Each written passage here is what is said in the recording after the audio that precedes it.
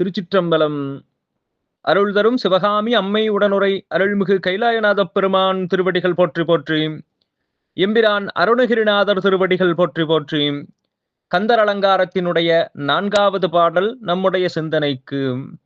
ஓர ஒட்டார் ஒன்றை உண்ண ஒட்டார் மலரிட்டு உணதால் சேர ஒட்டார் ஐவர் செய்வதென் யான் சென்று தேவர் உய்ய சோர நிட்டூரனை சூரனை காருடல் சோரி கக்க கூற கட்டாரியிட்டு ஓர் இமைப்போது நிற்கொன்றவனே. ஓர ஒட்டார்.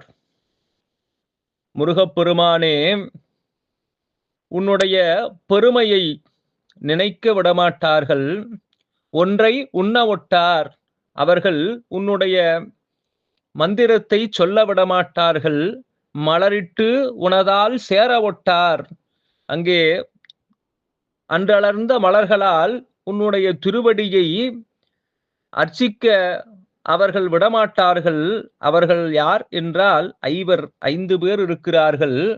என்னுடைய ஐம்புலன்களாகிய கண், காது, மூக்கு, வாய், மெய் ஆகிய இவை இவ்வாறு நான் உய்வு பெறுவதற்காக உன்னுடைய திருவடியை சென்று மலரிட்டு நினைந்து போற்றி வழிபாடு செய்வதற்கு விடாமல் இருக்கின்றார்கள்.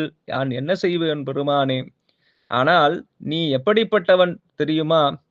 தேவர் உய்ய, இந்த தேவலோகம் உய்யும்படியாக சோர நிட்டூரனை சூரனை, அங்கே பல துன்பங்களை செய்து கொண்டிருந்த சூரபதுமனை காருடல் சோரி கக்க, அவனுடைய உடலிலே இருந்து செந்நிறமாகிய ரத்தம் சிந்தும்படியாக கூற கட்டாரியிட்டு ஓர் இமைப்போது நிற்கொன்றவனே, அவனை மிக விரைவாக சூரபதுமனை கொன்று அழித்த முருகப்பெருமானே, உன்னுடைய வேல்படையால் அவனை கொன்றதைப் போல இந்த ஐவரையும்